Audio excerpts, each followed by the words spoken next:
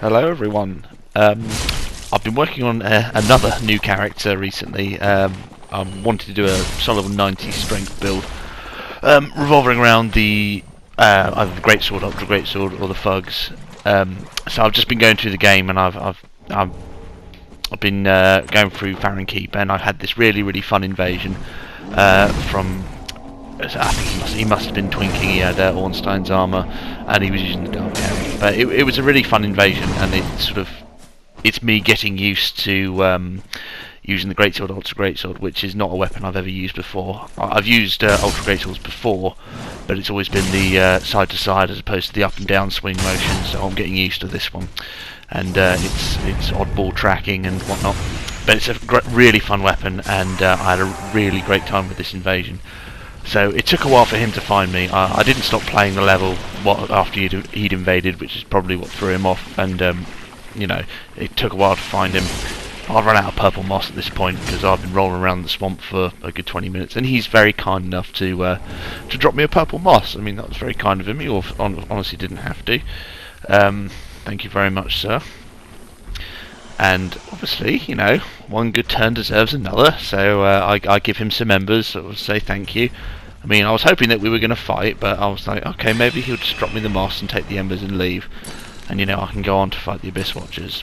But no, and we have a little fun dropping prism stones, and it's sort of like, this is all good fun and stuff when you're playing and two players connect, and mess around doing stuff in someone's world. But I kind of want to just fight.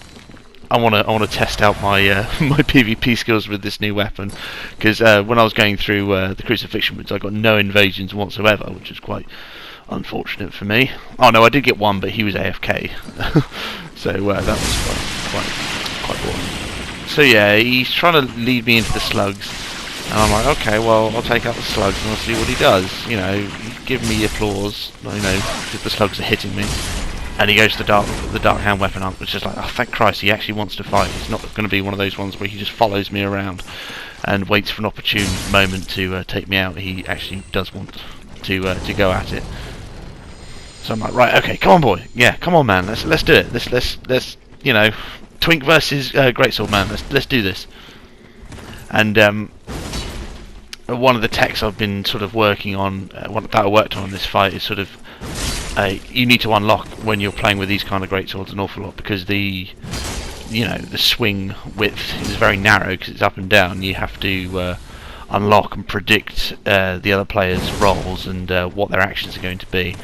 And I make a few mistakes in this fight, and I spunk all my stamina out swinging into him.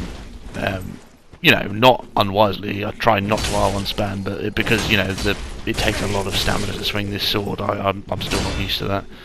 Get a nice guard break on him there. Obviously, don't have the Hornet Ring yet, so he's comfortably able to survive that. And we're healing. That's great. I don't want to have some fucking honor duel with some twink. I don't know how much. I'll have to have another look and look back how much Estus he drinks. Unfortunately, I take a fistful of Dark Hound there, and I wasn't really paying attention. I think my hand was off the controller at that point, so I managed to take a beating there. But fortunately, I've pumped my vigor up, and obviously I'm embered, so I get all that extra lovely health bonus. And so he whips out. Well, it looks like the Astoria. I'm not sure why the Astoria, of all things. Like, that got nerfed a long time ago. At least the raw version did. So I don't know if it being fully upgraded is worthwhile anymore. You see, yeah, that was. I was quite proud of that one. He unlocked and predicted where he was going to roll, and I hit him off screen, which I thought was quite proud of that. And so I try and do that multiple times during the fight. I mean, obviously I'm a little bit wary because he could quite easily outspace and punish me using the straight sword, but he's not all that. I don't know. He keeps walking into my hyper armor, so I'm not too certain that he's the PvP meta lord that his twink build suggests. And see, I'm getting used to leaving a little bit of stamina after I swing in order to roll away when he tries to punish me.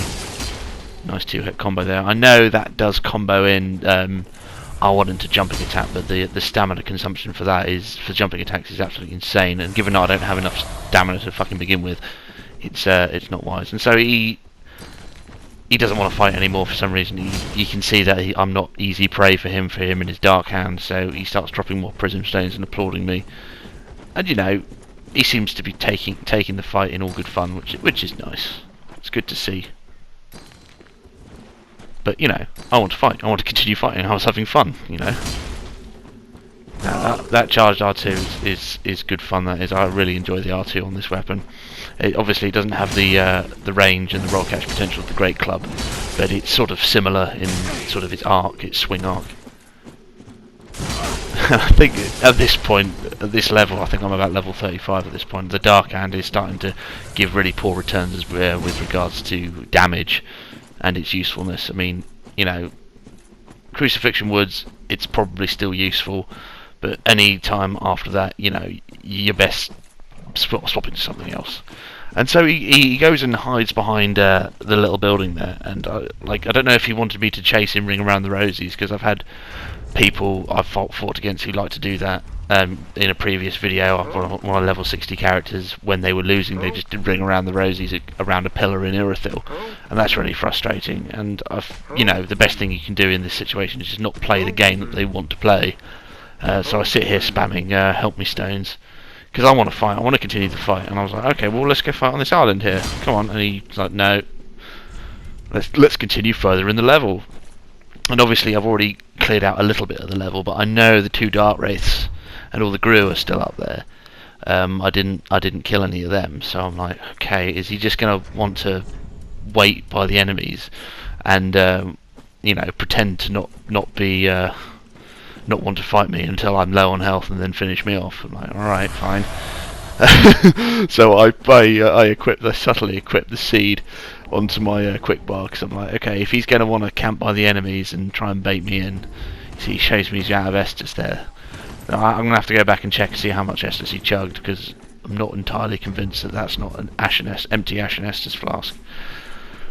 So yeah, he runs up here and he's like, okay, come with me over by the Dark Wraiths, you know. Like, why? No, why the fuck should I go over there? Like, I'm not an idiot. I wasn't born yesterday. This ain't my first rodeo, cowboy. So I'm trying to bait him back in, because I want to finish this fight and not get cheesed out by the fucking Dark Wraiths. As soon as he's further enough in, I pop the seed. And, you know, boys and girls, take note. If there ever was a better use for a seed, I would like to see it. And so he gets absolutely ripped apart by the Dark Wraith. And he black crystals out, unfortunately. I mean, fair enough. Black crystalling out is always an option. At least it wasn't a disconnect. So yeah, I'm working on my level 90 strength build at the moment. And that was just a nice fun invasion I had that I wanted to share with you guys. So thanks very much, and I'll see you again.